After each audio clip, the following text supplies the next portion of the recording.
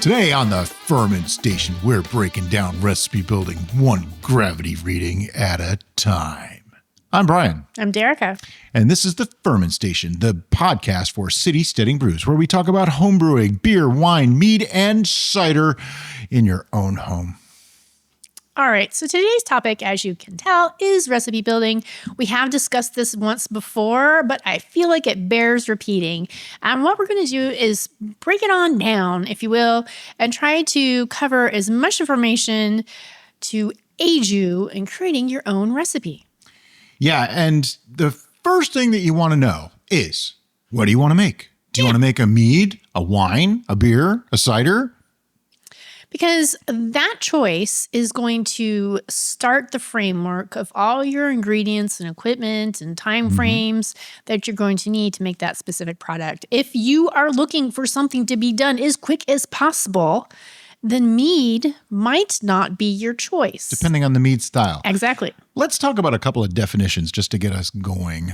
To start with, you have mead. Now, mead is a fermented honey wine-like beverage. It can also be kind of like a cider because you can make mead in low ABV all the way through to high ABV. And it can be sparkling, it can be still, it can be hopped, it can be oaked. Yeah, there's so many variations in mead. It's a wide range, but the all-inclusive ingredient is honey. Then you have wine. Now, wine is similar to mead in that it can range from lower ABV to higher, but it's usually in the, high to close to 10 range, like 7, 8, 9, 10% and higher range, usually. It can be dry, it can be sweet, it can be also sparkling or still. Yes. The base for wine historically has been grapes, but it includes a full spectrum of fruit. Yeah, and some people even consider some vegetable wines and things like that, like, what's the one? Mushroom wine. I'm not sure I want to make that one. But Paul Allerton, one of our VIP members, our admins, actually. I think you made mushroom mead. Oh, it was mushroom mead. Anyway, mushroom mead, mushroom wine. I still wouldn't really want to make that myself, but he says it's great for cooking with. And then, let's work down to cider. The difference between a wine and a cider, for the purposes of our talk today, is mostly ABV difference, because wines are going to start at more like 8 or 9%. Ciders kind of end there. So they could be like 2%, 5%, 6%. That's going to be more or less a cider. And ciders can be stilled or carbonated. They can also be hopped. They can be augmented in a million different ways. Oaked cider is actually really nice. We've done that too. Most people, when they think of cider, they think of apple, and that is traditionally the base for cider. There are perries, which are a cider derivative, that their base is pear. We have expanded our horizons to Don't kill us. Have low ABV fruit beverages to be falling in within the cider spectrum. That's why I said, for the purposes of this talk today, I think it's important to just say it that way. And then we have beer. Now, beer is always going to be a malted grain. Usually it's barley, but let's just call it malted grain. It's a little bit of a different thing than a cider because it's using grains instead of fruits. But other than that, they have a lot of similarities, usually lower in ABV, as in below 10. But there are barley wines which are higher than that. So even though we're trying to give simple definitions, there's so many different variations on these things that it's really hard to just give it one label. And I don't really like to give labels unless it's only to help you understand what we're talking about. And that's the only reason why we're really putting labels on these things today. Now, the process of making beer versus the process of making cider is vastly different because the ingredients and extracting the fermentable sugars from both are a different process as well. Right. So once you've decided what you want to make, and that will actually determine what you're going to ferment in a lot of cases, then you can move on to what kind of flavors you want in it. What do you want it to taste like? That's right. Let's take a trip to Flavor Town. I was waiting for the cringe. Yeah, anyway, it's just so cringy when you say that. The first thing we think of, or at least what I think of when I'm thinking of a beverage and flavor, is I'm thinking of fruit. And I'm thinking of spices, but she thinks of fruit. Fruit, even there's different fruits, obviously, but there's different ways of preserving those fruits or utilizing those fruits or purchasing those fruits. And that basically comes down to fresh, frozen, freeze-dried, or canned. Or juiced. Or juice, or sure. concentrates. There's so many different ways. Nectars, yeah. There's so many different ways to get fruits. And there's no right or wrong. It really depends on what you can get, what is probably the best quality or best taste for what you can get. That's what's really important. Or, convenience, price, whatever your criteria are, get the best that you can get and use that. That's really good advice. Wow. Right. If you're Never thought of it using that way. fresh fruit, then our strongest suggestion is to make sure you're getting it in season, whether you grow it yourself, because then you have ultimate control and can get it picked at the peak of ripeness. Yeah. Or at a U-pick, that's the second. A big thing with fresh is it's commonly believed that when you go to the store or even a farmer's market, you are getting the freshest, ripest fruit. And that's not necessarily true. You kind of have to know what you're looking for when it comes to fruit. Because a lot of fruit, like bananas, for example, are not yellow when they're picked. Nope. They're pure green. They might have just the slightest little bit of yellow on one banana on the whole bunch. Trust me, we just went to a fruit thing where I learned all this stuff, and they pick that, and it might be a couple of months or weeks before it gets to the store. Right. And they ripen on the way. So if you think about it, if you're purchasing fruit from a store, it has to be harvested from one location, then it has to be distributed to a processing plant to package it, and then it has to go on trucks to go to the various storehouses for the store that you're purchasing it from, and then it has to go to the individual stores. Yep. There's a long way. A long way. So fruit is normally, if it can be, picked unripe, and it ripens on the way, which might not be quite as good as fresh ripened on the plant that it came from and then used immediately. That's why homegrown can often be the absolute best, because you have full control, like Derica said, over when you pick it and how it was treated and what went into it and what it was grown in and what went on it. Yeah. Now, we do know in most locations, if you are looking for a wider variety, then getting a fruit that is in season fresh is probably more applicable. Right. But in other locations, it's not. And that's where we're going to move on to frozen fruit, because frozen fruit has an added benefit. One, it can travel long distance as long as it's in a refrigerated car or a container. freezer car. Yeah. Also, that peak of ripeness, that's when they're going to flash freeze the fruit. So more often than not, you're actually getting a riper fruit frozen than you were fresh. Right. And that's kind of a tricky thing, because yes, we're kind of saying that frozen fruit is going to be better quality for fermenting than fresh fruit. My own brain has a tough time breaking that down, but it is actually true in a lot of cases. Right. And to push that point even further, many times, if you've watched our brewing recipes where we use fresh fruit, we froze it anyway. We freeze that fruit anyway to help break down the cell walls to make it easier to ferment.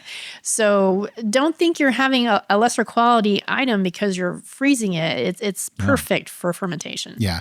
And a lot of time, let's say you bought fruit that was at the peak of ripeness when you bought it, like say from a farmer's market or a U-pick, like Derica was saying. Take that home and freeze it immediately. Now it's like frozen in time, literally frozen in time.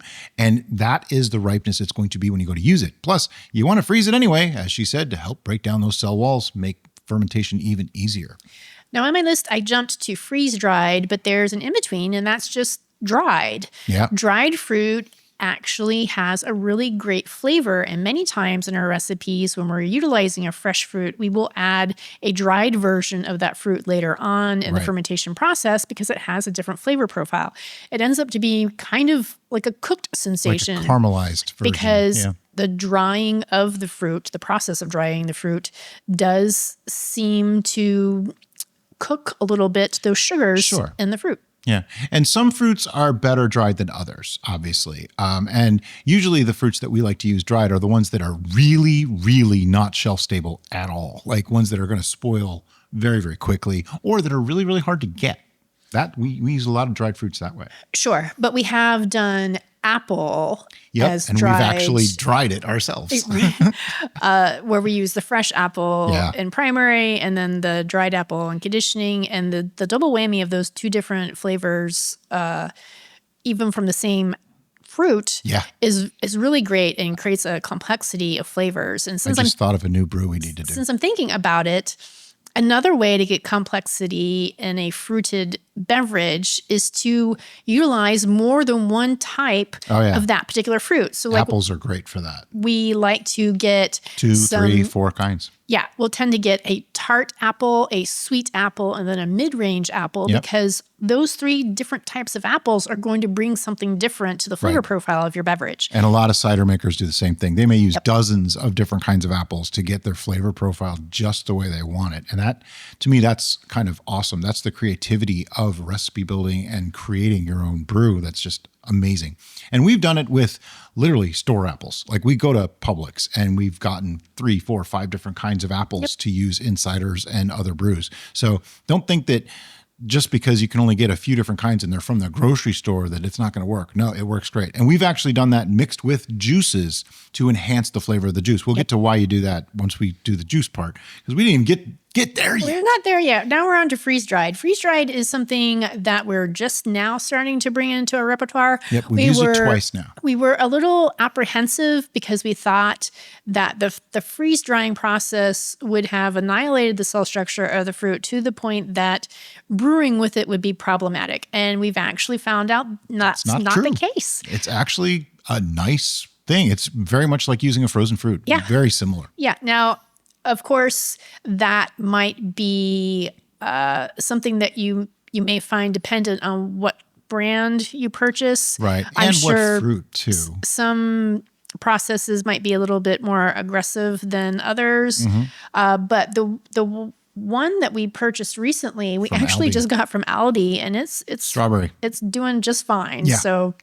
And the advantage to a freeze-dried is they're shelf-stable. You can usually get a year or more without having to refrigerate, without having to freeze, without any special care whatsoever, other than just keep it out of the reach of animals and cats. You know, that's about it. And cats are animals. So. And that's something that's really important to take in consideration as a home brewer because as the statement is, you're brewing in your home. So you probably have limited storage space like we do.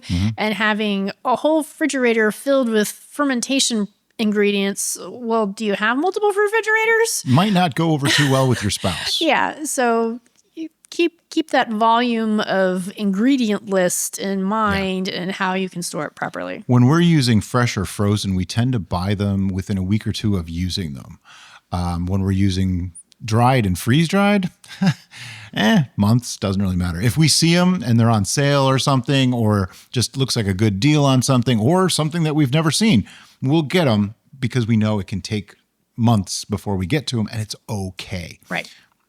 So next up is canned. We've used canned fruit actually quite a lot, particularly in those more exotic fruits that we might not be able to have right at our fingertips otherwise. Yeah, like pears. We did it with pears, I think. I was referring to, it was something we got at the Asian store. Oh, the little round things. Yeah. Yeah, I forget what they were. That's all right. It'll come to us later. It'll come to us later. And actually, the Asian market is an interesting place to go for that because you're going to find stuff that you can't get other places that you probably can't get fresh or frozen. And you can try out exotic flavors that are difficult to find. Now, canned fruit, I'm going to say is probably a little bit cooked. So it's kind of along the lines of the dried along the lines of a dried fruit, where it's going to have a little bit of a caramelized flavor, maybe even a little bit of a muted flavor because the canning process just does that. One thing you want to be aware of, and somebody just told me about this today, we did a fruit cocktail mead recently, and apparently the cherries are colored with red dye number 3. I did not know this, but red dye number 3 has actually been outlawed even in the United States. They have till 2027 to remove it from their products. Oh, wow. Yeah, because it's been shown to cause cancer in lab rats. Yeah. So these are things to watch out for. It was replaced with red dye number 40, I believe, which is considered safe. I don't know. And since we've gotten into the realm of canned products, and this follows into juice, which we're going to do next, is you want to take a close consideration of the ingredients list because lots of times it's not just the fruit that you're looking for. There's other things added to extend shelf life, which and is not even the fruit that you think it's supposed to be. right. So you wanted to look carefully to make sure that it doesn't have a bunch of preservatives, particularly the chemical ones, because those, in some cases, can get in the way of the fermentation process. Even when they don't stop the fermentation process, they might stress your yeast. Yep. Now, I know a lot of people cannot get juices without the ites and eights in there. If you can't, well, try to power through it. Use a little bit more yeast. Like instead of using half a packet for 1 gallon, use a whole packet. They're probably going to be able to push through. And I'm saying probably with a little bit of grain of salt, because every time I say something like that, somebody shows an example where it didn't work. And that's always going to happen. There's always going to be samples where it didn't work out. But I know enough people that have used stuff with preservatives that it worked. So don't be terrified of that. Right. Instead, add other fruits and other adjuncts that the yeast will like that don't have preservatives to help with that. So that's another thing you can do with juices. And aside to the preservatives and other things that you may find in your beverage or in your fruits or whatever ingredients you're using, there isn't a one answer for whether it's going to be a problem or not. It depends about so many different other variables going on. So if that is the only stressor for your yeast may, if they're really happy in their particular fermenting environment, not even care and just do a perfectly fine fermentation. So don't stress out about it too much, but just keep it in mind. Now, when it comes to juices too, we started to say it, and then we got sidetracked. I don't know how that could possibly happen to us. That never happens. But something that we've seen a lot is like, say you're buying, I'll just use a crazy example, grape juice. When you read the label, the first ingredient is apple juice. Yeah. That happens a lot. Apple juice is probably cheaper than some other juices. So it's like the base for so many juices. Now, there's nothing wrong with using a juice that's a mix of those things if that's something you want. But if you want a pure apple juice, make sure it just says apple juice. If you want a pure grape juice, make sure it just says grape juice. Yeah. Concentrate in it is probably not so much of a problem because that's just a way of storing it for a longer time. Some people say that a concentrate will have a little bit more of a cooked flavor because depending on the method that they use to actually concentrate it, they have to get rid of the water. Right. But there's many ways to do it. And some ways don't alter the flavor quite as much. Which brings to the next thing, not just juices, but concentrates of juices. There's one more thing I wanted to talk about with the juices in particular, and that's acids. Acids are often added to fruit juice as a preservative. Usually citric and ascorbic. Yeah. And we've done various tests on pH levels in brewing, and it is very, very much non-conclusive at this time. We used to think that it was a super important thing, and we used to completely ignore it. And then we were like, oh, this might have been the issue. And then we did a test with wine, and it didn't even care. Made no difference. The grape juice we used for that particular test was so acidic that when I drank the leftover just on its own, it actually gave my stomach some problems. But the yeast didn't care, and they fermented it just fine. So just, again, keep that in mind. It may or may not be an issue for your particular fermentation, but it is something to be aware about. Our experience with that, though, comes a lot from apple juices for ciders. When the apple juice is the main star, and that's all you're really going to be using for a fermentable, we found that the ones that contain ascorbic or citric acid tended to taste a little more funky right after fermentation than the ones that didn't. Mott's Natural was a great one. There's a couple others out there, but that one doesn't have any additives to it at all. It's basically just apple juice. And that ferments wonderfully, makes a great tasting cider. And that's the thing, like just saying, oh, I'm going to make a juice cider. Okay, that's one thing, but there's 50, 100, 200 different kinds of apple juice on the market. The one you get determines it. Just like when you were picking fresh fruit, you want to make sure you get the best fruit you can get. Well, when you're picking a juice, make sure you pick the best juice you can get. So Brian's mention of Mott's Natural is a perfect time for me to do a little buyer's beware rant. I've been trying to find Mott's Natural on Amazon so I could supply a link so people could get the exact juice that we're using. And apparently not all Mott's Natural are created equal. Oh, great. So even if we recommend an item, just do due diligence and take a quick peek at the the particular ingredients list of what you're purchasing, just to make sure it is exactly what we're trying to help you get. Did not know there was more than one kind of Mott's natural juice. I know, it's nuts. No, it's juice. But onto the juices again. To give a con to using juices, first, they're super convenient. This isn't a con. This is a pro. Yeah. They're super convenient, really, really fast. You don't have to worry about storing. You don't have to worry about anything. It's really, really great. But here's the thing. You are stuck with whatever flavors the manufacturer put in there. So like for apple juice, there's not a lot of complexity to it. It's usually going to be just an apple that gave a good yield for juicing. And sometimes they're going to add a little bit of sugar to it and they're going to sweeten it up. And that's what you get. And there's nothing wrong with that, but it kind of limits your creativity when it comes to making a cider with it. So what I like to do is add in dried fruit or freeze-dried fruit now, or fresh fruit, or even frozen fruit to that juice. And now you can take different kinds of apples and make that apple juice into something creative and unique and special rather than just a straight up apple juice. I find that that's worked so well. That is probably the best tip I can give is add fruit to the juice.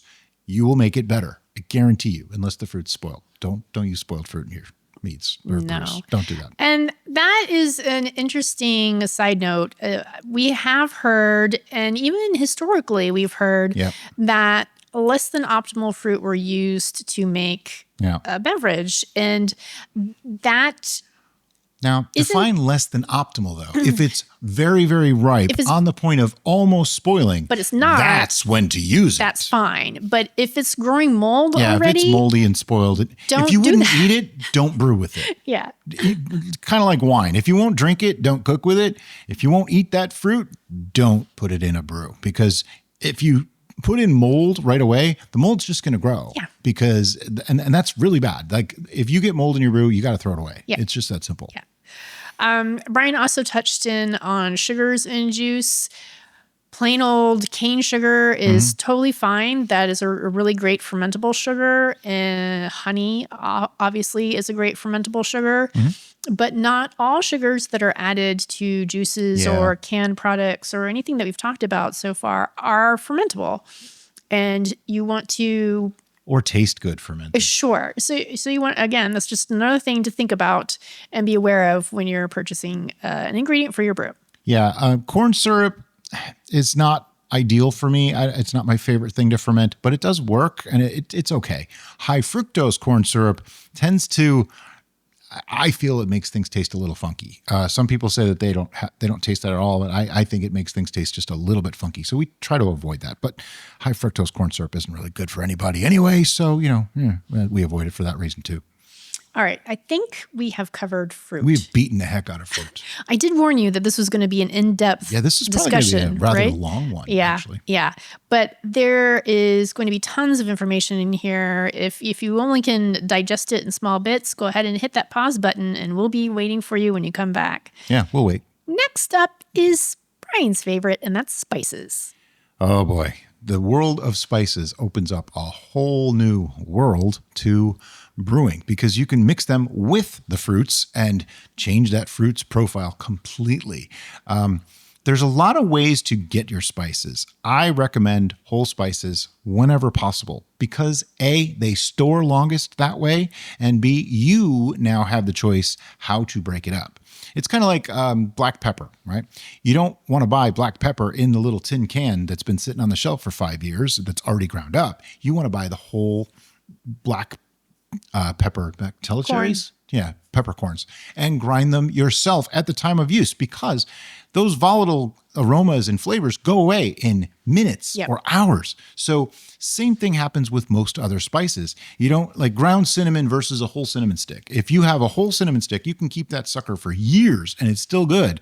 Whereas if you have ground cinnamon, a couple months probably, and it's just sawdust. It just loses so much of its flavors. As a brewer, there's another reason why you're going to want to use the whole spice rather than the ground spice. And what is that reason, Brian? Extraction. When you drop a powder into a brew, it's going to start extracting very quickly. Think of it kind of like the grind of coffee. If you have a really, really fine grind of coffee, it's going to extract really, really fast and get bitter. Now, that coffee is a whole other thing. I'll talk about that in a different show maybe. But when that over extracts, it becomes bitter because there are compounds there that become bitter. But if you use a larger ground, it takes longer to extract to get to those bitter notes. With spices in a brew, it's a little bit different. What happens is, like, I'm going to use cinnamon as another example. If you put a whole stick of cinnamon into a brew, it might take a week, 2 weeks, even 3 weeks before it fully extracts all the flavor out of that. But if you drop powder in, it could extract it in hours. And if it over extracts, you can't remove that. It just doesn't go away. A big one is cloves. If you're making a gallon brew, please don't put in more than, say, two. Sorry. If you're making a gallon brew, please don't put in, say, more than 2, 3 cloves at most. And I mean the cloves, the spice cloves, not cloves of anything. Right. It's actually a spice. Because that stuff, first, they're very, very small. So they're going to extract quickly and it's overpowering. And that's the real problem. Aside from the fact that powders make a big mess where I can fish out a cinnamon stick with a pair of tongs or sanitized fingers. Not that I recommend the sanitized fingers. I'm just saying you can do it that way. Yeah, as long as your pieces of your spices are large enough, you can put them in a tea ball or a rumble jar is one of our favorite rumble jar ways is a great use. Because that way you can do a sample of your brew, and when it's exactly right with the spice level, you can easily remove the spices without having to rack or do something more elaborate. Yeah, so powdered, not so great. Whole is good, but if you want to extract a little bit faster for some things, like even cinnamon sticks, you can break them up like we did in the Fireball Mead. I smashed some up so I can get more extraction out of them. And that's fine because they were in pieces still. So it was easy to rack around them, easy to, not let them over extract, and they didn't make mud in the bottom of our fermenter. So now that you figured out what style of spices you want to add to your brew, the next thing to think about is when are you going to add them? And this is an area where Brian and I actually don't agree. I'm lazy. Shocker, right? I am lazy. So I am an all upfront kind of guy. However, I will use spices in conditioning or secondary to alter the flavors and to add extra to the flavors. But I do like to put my spices in primary. I don't have as much of a problem with it. So I'm going to rewind just a little bit, just in case we're talking in terms that you may not be familiar with. And so there's 2 main phases in most fermentation's lifespans. The first one being primary fermentation, and this is when you're getting the base of your brew going. You have your yeast and your ingredients that are going to feed the yeast, have the fermentable sugar so that they can do their job and make alcohol. That's when you add the yeast, mix everything together. Yeah, that is in primary. And so once primary is done or near done, we stress to try to make it as close to done as possible. And that's when the fermentation is done. The yeast have completed their job. Right. And then you would, at that point, you would rack it. And a lot of people call that secondary fermentation. Now that really comes from when you used to actually use that as a secondary fermentation time. Today, most people really don't do it that way. So we call it conditioning phase. They're actually synonymous terms because of the way it works, but I think conditioning phase makes a lot more sense. So in that secondary or conditioning phase, this is when we're tweaking flavors. We're letting some off notes fade out because that's a natural process of the fermentation process.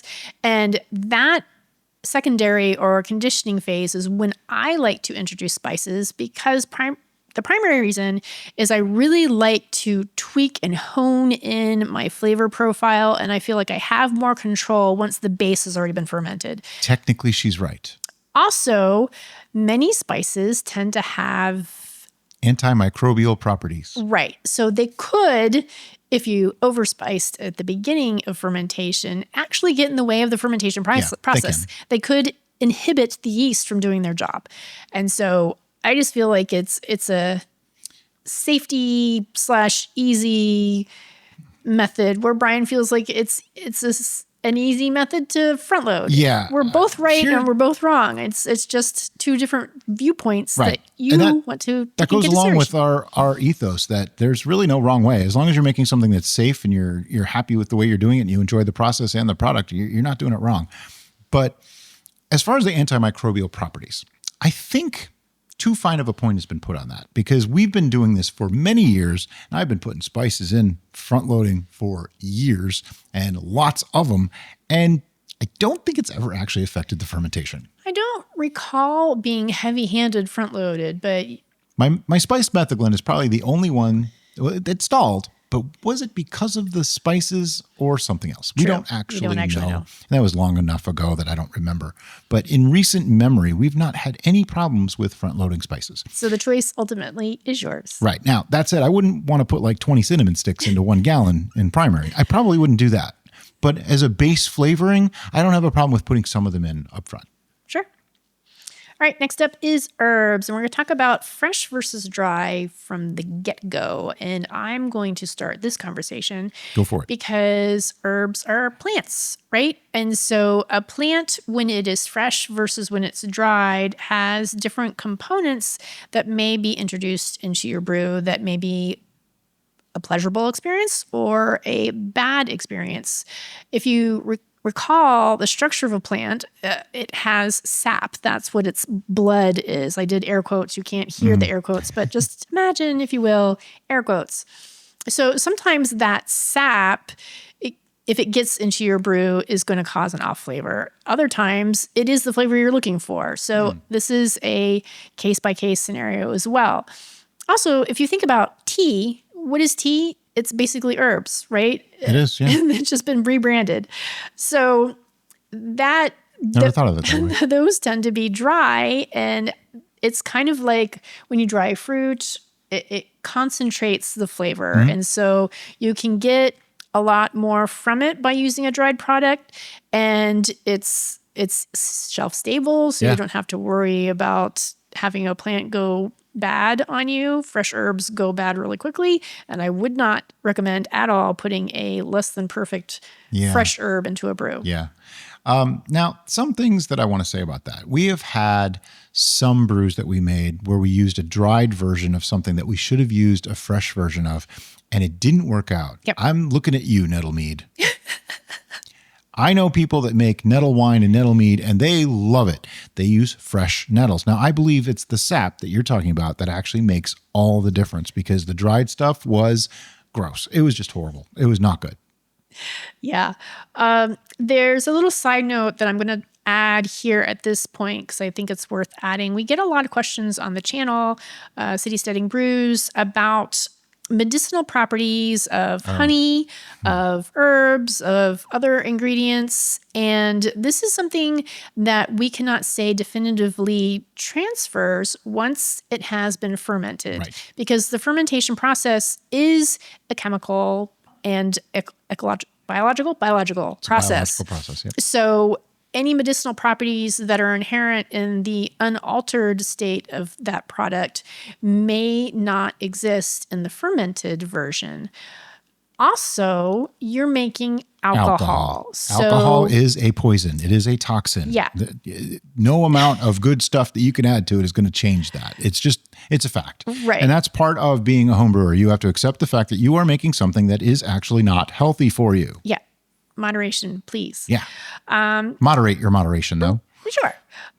But there's other ingredients that people encourage us or ask if they can use in their home brew. Yeah, many of them are not legal in our state. And you can, but that doesn't necessarily mean you should. Yeah. And the biggest reason that I'm suggesting that you don't is because of flavor. Yeah. It doesn't taste all that good. Many of these things just don't taste good. Yeah. And they're going to create a really bitter, kind of acrid flavor.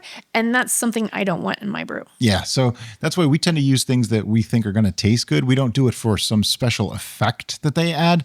We're making alcohol. The alcohol is its own effect. We don't need other stuff added to it at the same time. So, we're trying to talk around a topic here, but it's a sensitive topic, and I know some people are very into that, and that's cool. For us, well, first, it's illegal, so we don't do it. And second, even if it was legal, I wouldn't want to add those things like Derek said, because it's not going to taste just good. the flavor. Yeah. Flavor is king for us. And so keep them separate. Yeah. It's all good. Yeah. You know? All right. So now, ladies and gentlemen, I hope you're still with us, and I hope you're sitting down and hopefully have an enjoyable beverage, because we're about to talk about fermentable sugars. Now, there's a lot of fermentable sugars out there, but mostly they break down to sugar, honey, fruit sugars, which is actually just sugar in different forms, and grains. Now, the grains have sugars in the form of starches, which have to be broken down. Usually, if you're using like malt barley, the malt has amylase in it that has to be activated by temperature to break down those starches and convert them into sugars, which can then be fermented by yeast. If none of that made sense, we did a beer video last week, right? I think so. Yeah, just last week. And we talk about that. And also, if you watch, we have like all grain videos that talk about that. So that's part of the beer brewing process. And that's where we were saying earlier that beer making is very different from cider making.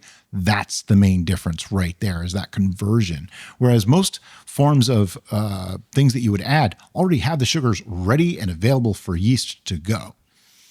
So we're stuff off with just plain old white table sugar. This is a really neutral, not going to add any flavor to whatever you're brewing ingredient, but yeast don't care, and they will consume it, and or they will. It's not really consumption; it's a conversion. Yeah. They'll make alcohol from it. They don't care. Alcohol and CO2. Now you can make a sugar wash. Okay, there's people that like sugar wine, or kill you, as it's called. I've never really had a fondness for the flavor of sugar wine. To me, it's just kind of, I don't know, it's just not great. It's a great way to make a really simple wine that you can then flavor with herbs, spices, fruits, whatever, to make it into something special just for you. And it's a great way to make a larger batch of something that you can then flavor. I know a lot of people that love doing that. And hey, if you enjoy that, more power to you. That's fantastic. As we say, as long as you're not hurting anybody or yourself, and you like the process and you like the product, you're not doing it wrong. There's nothing wrong with it.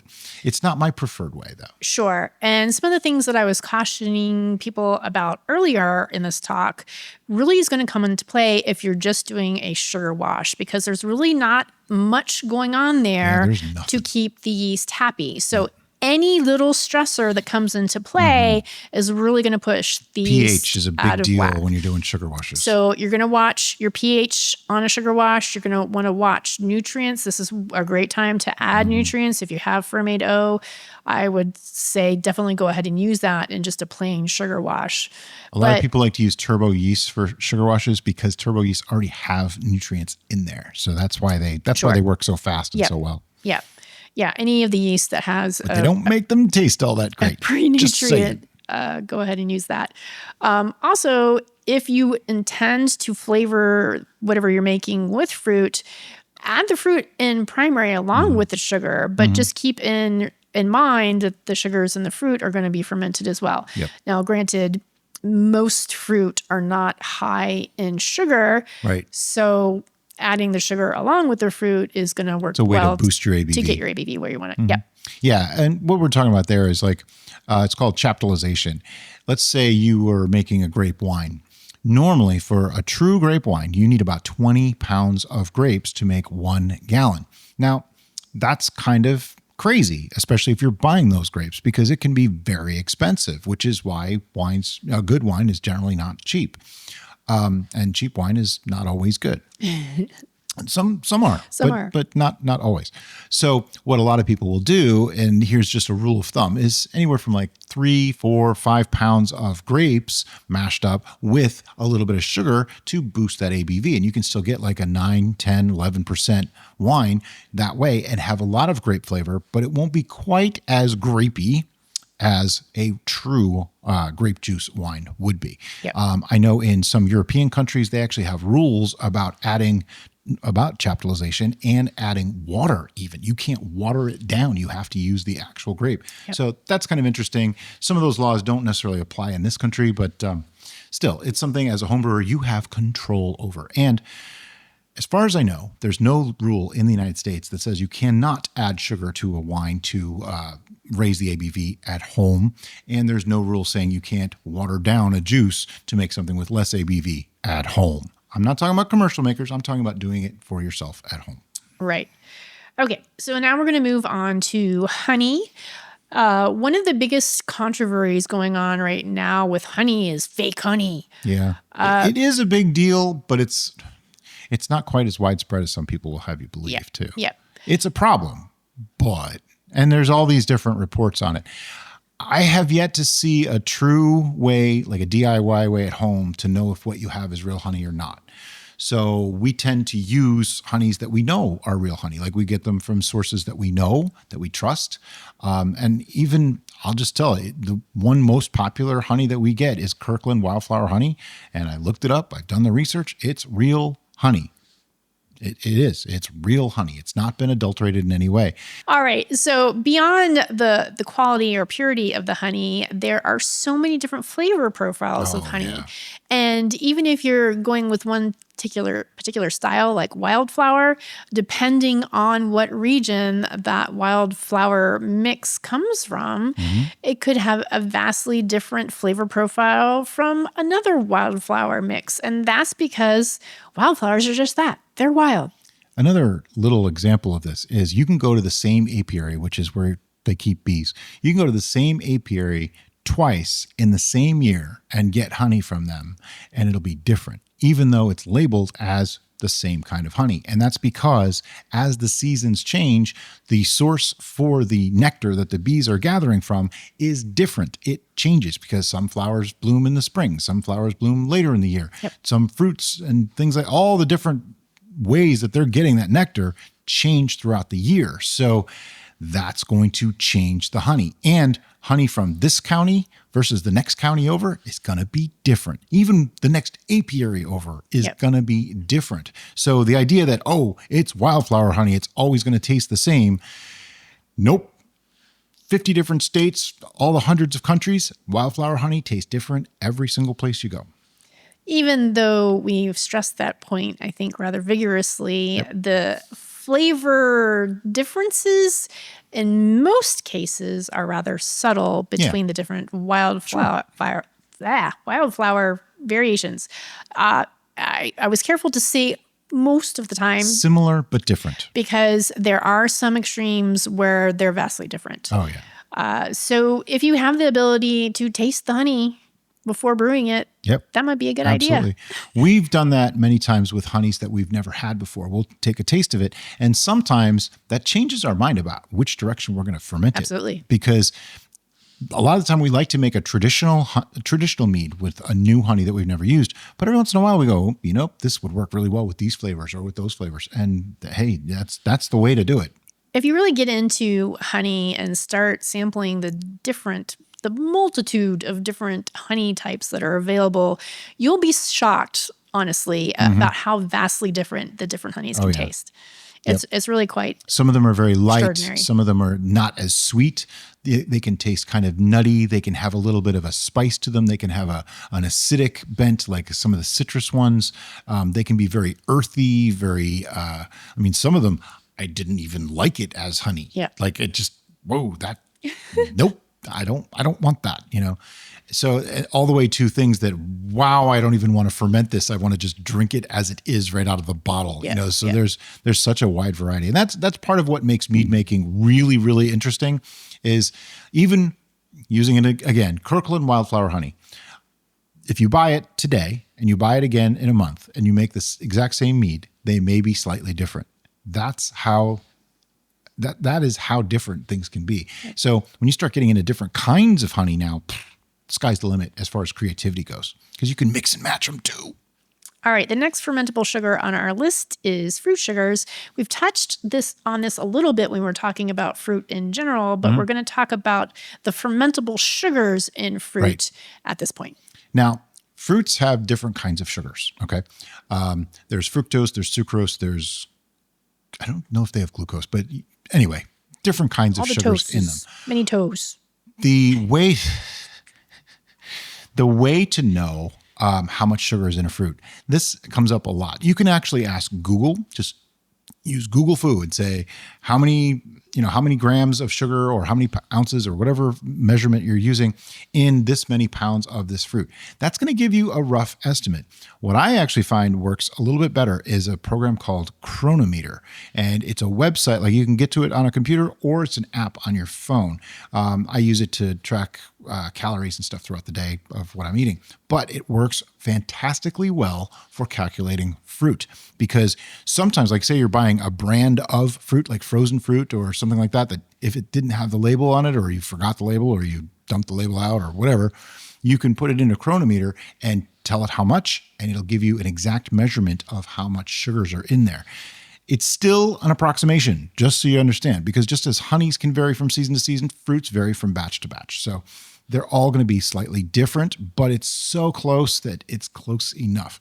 When it comes to fruits too, there's varying levels of sugar. Like a peach has a lot more sugar in it per volume than, say, blueberries. Blueberries have very little. Berries in general actually have very little sugars, but they have a lot of flavors. And we did grains first, right? I don't think we touched on grains, but we didn't get into grains too much. Okay, you want to talk further about grains? Sure. The biggest grain that's used is barley, and it's usually malted barley, which just all that means is that some of the endosperm was allowed to grow and then it was stopped. So that way it's sort of sprouted, but not exactly completely sprouted. And that's why, like, if you've ever had an Islay whiskey that tastes smoky, it's because they use burnt peat to actually stop the sprouting process, creating the malted grain that now is smoked. So there's no actual peat in Islay whiskey, contrary to popular opinion. But that's not what this podcast is about. Yeah, it's just smoke. But grains, usually it's barley, but you can also use like oats, you can use wheat, there's all kinds of grains that will work for fermentation with varying degrees of success and varying degrees of amount of fermentables that you can get out of them. That's why barley is the most popular, because it contains quite a bit of the starch that needs to be converted into sugars. The process for doing that is the mash-in process for beer, almost exclusively done for beer.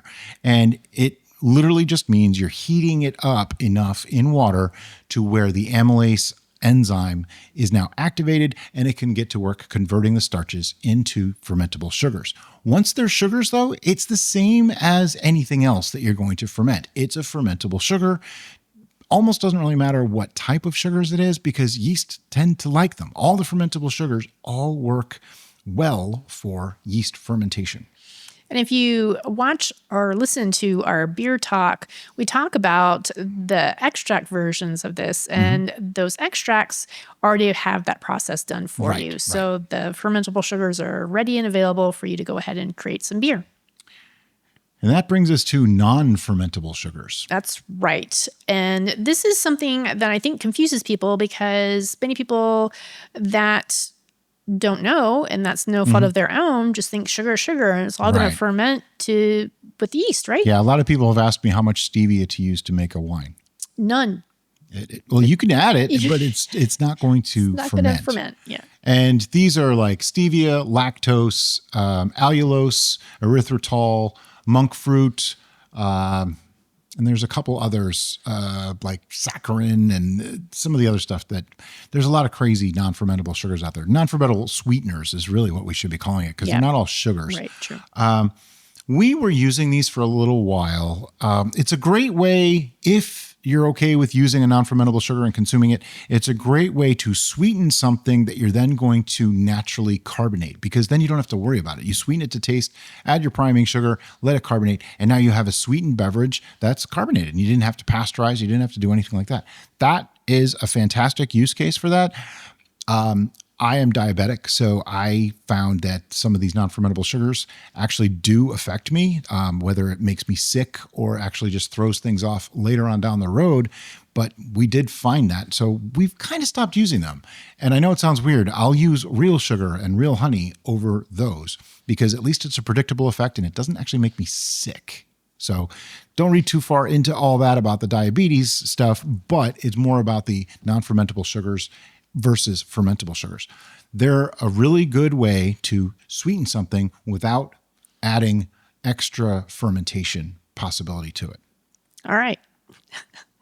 So next up is yeast selection. And this is something that we could have a Oh, whole boy. podcast on, but we're not going to Well, because honestly, we couldn't because there's so many varieties of yeast out there that we can't intelligently speak on them all. It's just not possible. Absolutely. Unless you are a yeast scientist, I don't believe you can. There's hundreds and hundreds of yeast types out there, and they all are the same and they're all different. When they're the same is they all convert sugars into alcohol and CO2. Where they're different is they're all slightly different alcohol preferences or different alcohol tolerances. So they can work in higher amounts or lower amounts of alcohol, different temperature tolerances, different things that they do at different temperatures. Sometimes they produce what's called esters, which is a false flavor. Easiest way to describe it. It's a flavor that's not there, like banana in some of them. There's no banana in it, but your brain fills in the gaps and it tastes like banana. That can happen at certain temperatures with certain yeasts. Other esters happen with different temperatures with different yeasts. Here's the thing, and this has always kind of been our take on the yeast difference. It might make up 5 to 10% of the difference in flavors, okay? Most of the difference in flavor is going to come from what you fermented.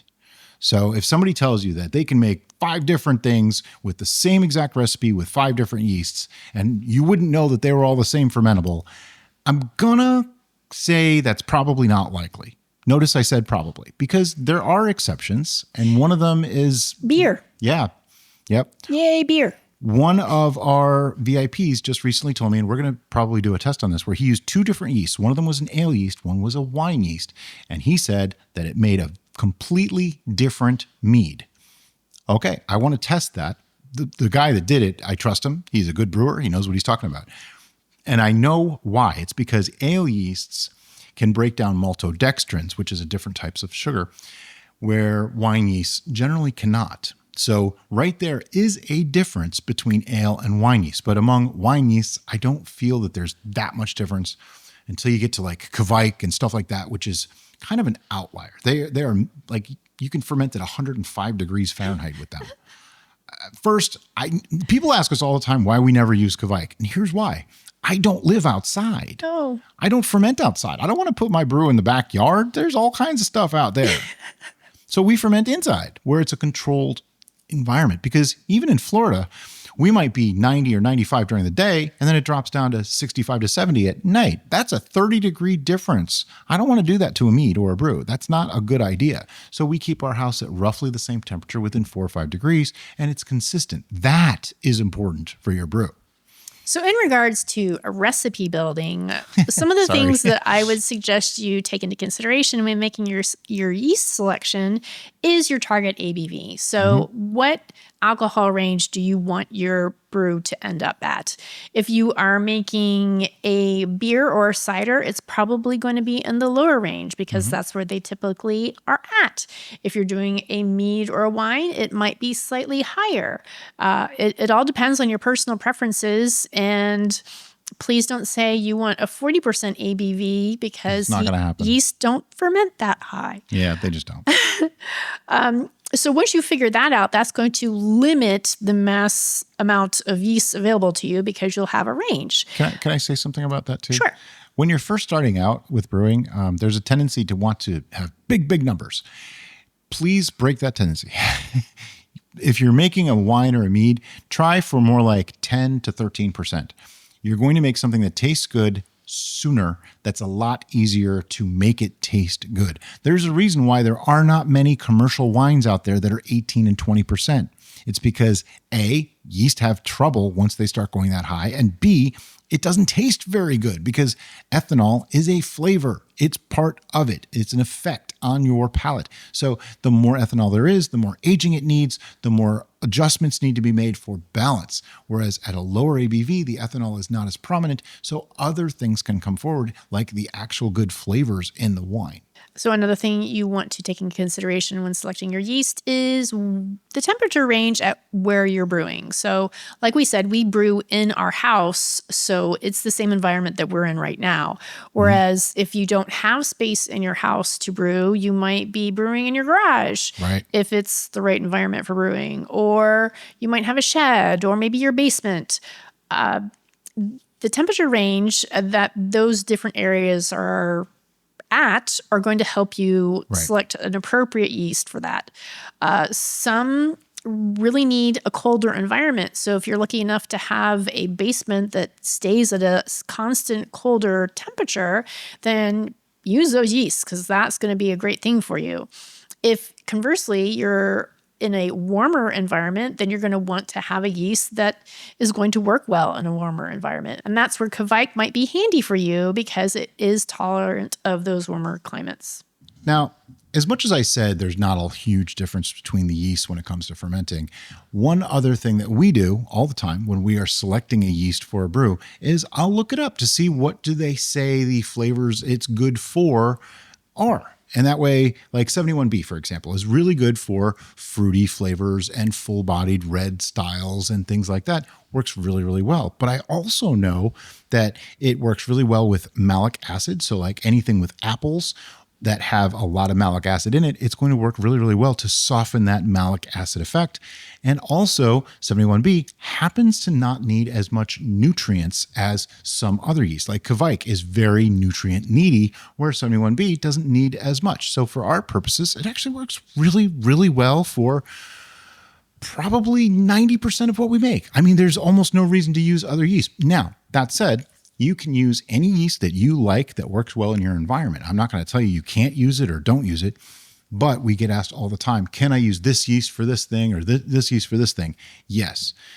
And I will also say something else. Bread yeast has no more bread in it than wine yeast has wine in it, and ale yeast has ale in it. They can all make mead, wine, cider, and beer. The exception being ale yeast. Probably not necessary for making wine, mead, and cider, but it can still do it. Whereas using a designated wine or mead yeast to make beer may not be as effective. So that's probably the only caveat that I would say, like, you can usually swap out yeast, except when you're making a beer. Yay, beer. All right, so that is all we're going to talk about yeast. And now we're going to go on to some finishing things or some things that you may want to take into consideration when tweaking your flavor profile. You already got your base going on with your flavors and your fermentable sugars and your yeast selection. Now we're just taking it up a notch. The first one we're going to talk about is wood aging or oaking. Now, actually, we're going to combine wood aging and oaking in with tannins because that's actually what it's doing. And a lot of people don't seem to realize that that's what's happening. When you put wood, oak, whatever kind of wood or anything like that into a brew, even using tannin powder, that is actually just ground up oak usually. When you do that, what you're doing is adding tannins, which is, think like if you have just straight black tea, that mouth puckering effect. Tannins add that, they make it feel more viscous, more thick, more rich in the mouth rather than a watery feeling just going straight down. And oaking is like tannins plus because it's adding tannins, but it's also adding the character of the wood. That's why it's still adding tannins, but it's adding more. A lot of the time you'll get like some caramely flavors, some vanilla-like flavors. There's a whole bunch of stuff that you can get from it. Depending on the wood, you can get anything from like cinnamon notes to even lemony notes on some woods. And what's the one? Amberana. Tastes like French toast. I mean, it's amazing. The smell on that one, you just go, what? This is wood? Yeah, it's fantastic. So oaking is like a whole other way of doing things, and there's a lot of ways to do it. Yeah, there's a lot of ways to do it too. There's the small novelty barrels. I'm not a huge fan of those, as you can tell, because I called it a novelty barrel. They work, but they're not. You're not getting the effect of like wine barrels left out in the sun and through seasons, and whiskey barrels that sit in a warehouse through the seasons. That's the main difference there. Is it's a large container, so you're not getting as much contact with the wood, and over seasons, several seasons, the product goes in and out of the wood. I forget which way it goes. It's when temperature change. It's temperature, but I don't remember if it's when it's hot it goes in and when it's cold it goes out, or if it's the other way around. But regardless, it goes in and out of the wood, and every time it goes in, it dissolves a little bit and then comes back out, and that all blends together. And over time, mellows and ages and brings that wood character into whatever product that is. You're not going to get that in homebrew sizes, even a 5-gallon, you're really not going to get that seasons because you're going to have so much more exposure and extraction. Remember the spices earlier?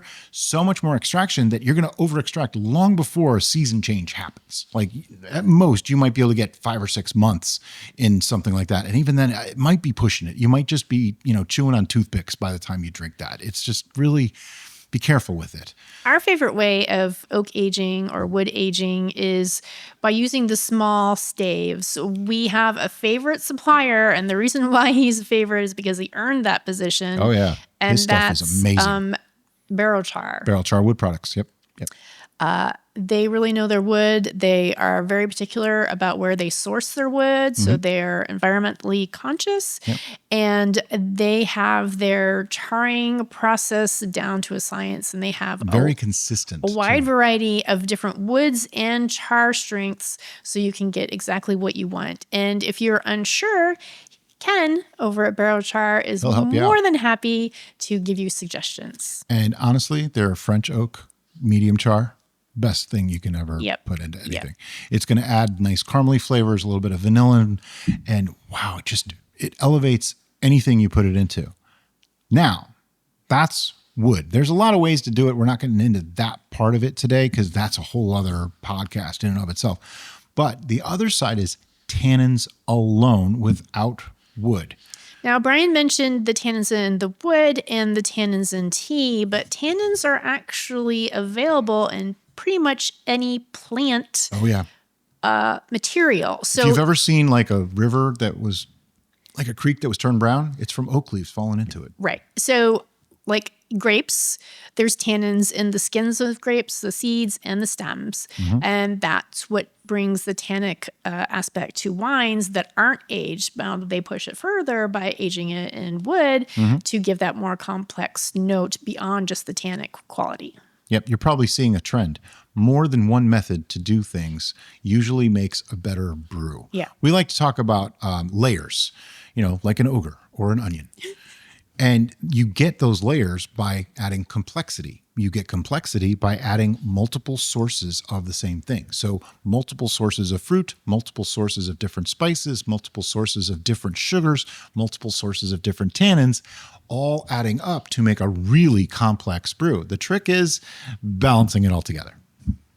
Now, I think I interrupted Brian's train of thought with tannins, and he was probably going to talk to you more about what tannins bring to a beverage. I certainly can. I don't know that I was going to, but I certainly can. What they really do, like I said a little bit ago, is they add mouthfeel. Now, mouthfeel is a generic term, and it's difficult to describe. But the easiest way is if you drank a glass of water, like just take a few sips of water, and just hold it in your mouth for a second and then swallow. It'll feel one way. Now do that with black tea or even regular like iced tea, which is usually black tea too. Don't add any sugar, don't add any lemon to it. Just take the tea itself. It will feel different in your mouth depending on the strength of the tea.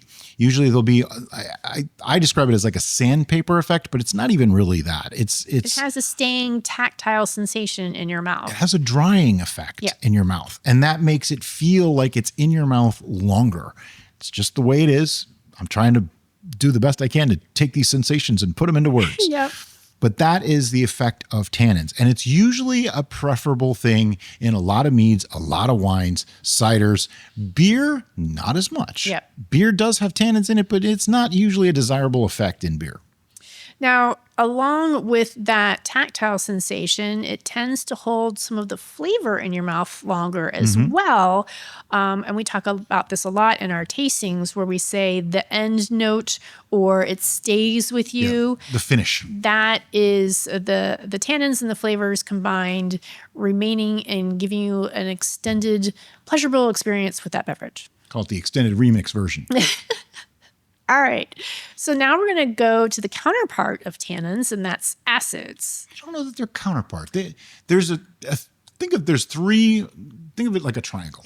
You have sweetness, acids, and tannins. So they're not exactly opposites of each other. They're supporting players to each other. Right. And that's why I said counterpart, because you don't want them to be equal, but you want to have the right interplay. Yes, that. You need both. You need all three, really. So what do acids do in a beverage, Brian? They can, well, one, they can make something taste a little sour if there's too much, or if you're going for that sort of thing, like sour beers, sour ciders. But they can also brighten it up. If you think like vinegar and lemon juice, if you add those to food, they tend to brighten them up. They make a sharper flavor, and it wakes up other flavors. It's a flavor enhancer. So adding acids to some fruits, for instance, like blueberries and raspberries and basically all your berries, they're kind of acidic already. Adding a little bit of lemon juice to blueberries makes a more blueberry flavor. Yeah, it's going to intensify that flavor. It's going to kind of wake it up. So your palate's like, oh, that's blueberry. Right. Something that I find, especially in recent years, is when a brew has sat for a year or so, it tends to need more acid. So I'm starting to think maybe we should have more acid when we do our original tasting before we let them sit for a year. And we've sort of been doing that. I've been adding more acid to things because I like the brightness that it gives. And over time, it mellows a little bit. So that's the first thing to go. And a lot of the time when people are talking about like, oh, this brew doesn't taste like it used to after 5-6 years, it's going down in flavor. It's probably because some of the acids are breaking down and it's not as bright, meaning it doesn't have as much flavor anymore. It's kind of muted and it feels down. That's the easiest way. It feels down, just muted. It's like a reflection of itself rather than what it really was meant to be. And acid can usually bring something like that back up. So whenever we've had a flavor that was kind of just not really quite what I wanted, a little bit of acid can sometimes bring that right back. Now, just like with tannins, there's multiple sources for acids multiple types of acids. So one of the most readily available, I would say, would be citric acid. And that is an acid inherent in citrus products. Yep. You can use orange juice, lemon juice, lime juice, grapefruit juice if you're really adventurous. Stuff like that is really easy to get. The trick here is if you add too much, now you're flavoring it, not just adding acid. Lemon juice, just a few drops can make a difference, but any more and you start to taste it in a brew. So be careful with those. They do work though, and that's using it direct from the fruit, okay? That's the most natural, probably most accessible way, really. There are plenty of powdered acids out there too. And this is actually my preferred way to do it. We get an acid blend. So it is a blend of multiple types of acids. Malic, tartaric, and citric acid. And so that brings the brightness or pumps up the flavor without adding an additional flavor note to your brew. Right. Doesn't really change the flavor at all, just change the acidity. Now we also have just straight citric acid, which does actually slightly change it. It does give a little more of a citrus flavor. He's talking about in powdered form. Yeah, in powdered form. I prefer to add citric acid in powdered form than using lemon juice because I can add more of an acid feel to the brew before the flavor becomes apparent. And what I say that is, if we already have something that's sort of leaning towards a flowery, fruity, or citrusy bent, citric acid often will enhance those flavors even more rather than using straight up acid blend. All right. So the last thing that I have on my list, and I know there's way more that we can be talking about, but I think we've probably oversaturated it already, and that is fortifying. Oh boy. Fortifying. It's not cheating. I want to say that outright.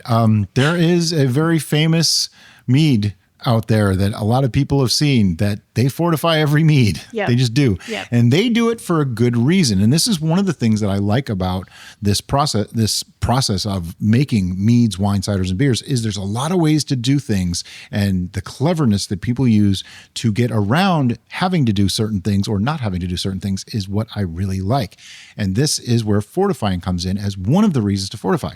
So before we get ahead of ourselves, fortification is when you add a distilled spirit to your home brew. So this is going to be something of a higher gravity than what you've brewed. So that's what Brian's getting ready to correct me about. It doesn't necessarily have to be distilled. It doesn't, yeah. It's just... It normally is. It normally is. Because there's almost no point. I mean, you can technically fortify a cider with a wine. It's not doing a lot for it, but you can. It's technically fortifying. But fortifying is usually done with a distilled spirit or something of a higher ABV. And the purpose is to either raise the ABV, prevent further fermentation, alter the flavor profile, or any number of a million other reasons. There's so many reasons. The reason why the main company that I can't think of the name right now. Yeah, Dance Mead. The reason they fortify is because they'll make like a 13 or so percent mead, and then they will fortify it with a neutral spirit to like 17, 18%. That way they never have to worry about stabilization. They don't pasteurize. They don't have to use chemicals. They don't have to do anything, and they can sweeten it to their heart's content. And a lot of their stuff does come out sweet. And that's how they can do that with no fear, because the higher alcohol that they put in there makes it go past the alcohol tolerance of the yeast that they used, meaning the yeaster is going to say, nope, we're done. They're done. And you don't have to do anything else. And it's totally shelf stable. And I think that's a beautiful way to not have to use chemicals and still make a really nice, sweet product that, hey, you know what? A lot of people want that high ABV. So there you go. They're killing two birds with one stone. Sure. We did that for our 30% ABV mead. Which was a meme. It was a joke, man. Mead. But guess what? The joke was on us because so good. It was so tasty. I wish I had more. That was so good. It is gone. It is long gone. But there have been many brews that we have fortified Fireball. With intent, not just to raise the ABV, but to add a flavor complexity. Like many of our dessert meads. Oh, yeah. The name of it. The Christmas one. Fruitcake. Fruitcake mead. We added rum because fruitcake is typically soaked in rum. And it really enhanced the flavor profile and made it a delightful drink, besides the fact that it was a higher ABV now. But we used that as a flavorant as well as a way to be able to sweeten without worrying about more fermentation. Yep. Whereas like in Fireball, we used it literally just so that we could sweeten it. And, well, it's Fireball. You got to, up it a little bit, give it a little bit more. But it really wasn't about the alcohol so much. It was more about stopping that fermentation. So there's lots of reasons to fortify. And, you can use, almost anything. Yeah. And so when it comes to recipe building, if you intend to fortify, you want to ask yourself first, why are you fortifying? If you're just trying to get a higher ABV as a preservative type of scenario, then you need to do a little math with your yeast to make sure you go not just past, but I usually like to think about enough 2 percentage points past what their recommendation to be in the safety range. 4 is better. And if you're using that just for that and that alone, and you don't want to add flavor, then you want to do something neutral like Everclear or vodka. But then Everclear, the 190 proof, is probably the best way to go because you can use the least amount of product. Right. There's a couple of rums that are like 151s that are white rums. They're not going to add a lot of flavor either, and they're high enough in proof that they could probably work really well. Sure. But if you're going for the flavor boost as well, then anything you can imagine plus some. One of our favorite ways of figuring out what flavor is really going to enhance our beverage when we're not sure ahead of time is we will go ahead and ferment the thing, and then we will sample it mixed like cocktail style with some of our... We did that with fruitcake. Yeah. We tried brandy. We tried Everclear, I think. And we tried rum. Yep. And we liked rum the rum. Hands down. No doubt. Which wasn't a surprise, really. I actually thought brandy would be a contender. Yeah. But rum really was the winner. Yeah, rum it was so much better. Probably doesn't hurt that we both like rum a little bit more than we like brandy. I like brandy too. So I said we like rum a little bit more. Okay. A little bit. Just a little bit. So fortifying, it gets kind of a bad rap. Some people think it's like cheating and that sort of thing. To me, it's just another ingredient. It's a tool in the toolbox. Yeah. And that's the thing about brewing. Everything that you learn and everything that we talked about here is a tool that you keep in your toolbox. When you go to work on a project around the house and you bring your toolbox, you don't necessarily dump it out on the floor and use every single thing in there. You use what you need when you need it. So that's the same thing with brewing. Learn all these little skills and learn all these little tips and techniques. And then you can say, hey, I remember that thing that I learned about this. This is a good time to use that. And that's the best way to do it. Too many people like to just dump it all in and hope it works. I'm not that way. I like to have a reason for everything that's going in and know why it's there and what it's giving me. And if it doesn't need to be there. So hopefully we've given you more than enough information on how to start your recipe. So as you're building your recipe, go ahead and think about all these different variables and start to write down a plan. Yeah. And I strongly stress that you put it to paper, whether it be a note on your cell phone or typed up on your computer or old school written on a sheet of paper. That's how Derica does everything. That is really going to help you see what your plan is. And once you have that plan, don't be afraid to deviate from it, because the brew is going to... What does your dad always say? A plan is a great place to deviate, or something like that. I don't know. I'm paraphrasing. Plan is a great start to deviate from. Right. The brew is going to show you the way. It's going to enlighten you. It's going to say, hey, I need more of this thing. And having that plan, and then having that probably most important thing that we didn't talk about today, flexibility, is really going to help you create something wonderful that you'll be proud of. And that comes with experience too. The more you do this, the more you'll see those signals, read those signs that the brew is telling you that, hey, I need more acid, or hey, this is just way too tannic, or this is not tannic enough, or this is not sweet enough, or this is way too sweet, or this herb or this spice over extracted. You'll start to pick these things up, and you'll know when to cut it off and when to be a little more careful so that you can monitor it better, or things like that. These are all things that we've learned over the years of doing this that we sometimes take a little bit for granted. And it's interesting. Doing these podcasts have kind of got me rethinking a couple things and going, oh, I totally forgot about that little thing that I thought I knew, but maybe I didn't know it as well as I thought I did. And it gives us a better chance to learn as well, because we're not experts. We're not pros. We're YouTubers, okay? But we've learned a lot by doing and by screwing up. And we've learned a lot by the couple 100,000 people that watch our channel, and they give feedback. And we have VIPs that give us feedback that we got to learn at warp speed once we started the channel up, because we had so much feedback from people who were doing it. It's the best crowdsourcing I've ever seen. And honestly, if you ever have a question about brewing, ask away on any of our channels, on any of our videos. If I don't answer, somebody else will probably help you before I can get to it. Don't get me wrong, I'm pretty quick. I get to them kind of fast. And we do try to answer everybody's questions whenever we possibly can.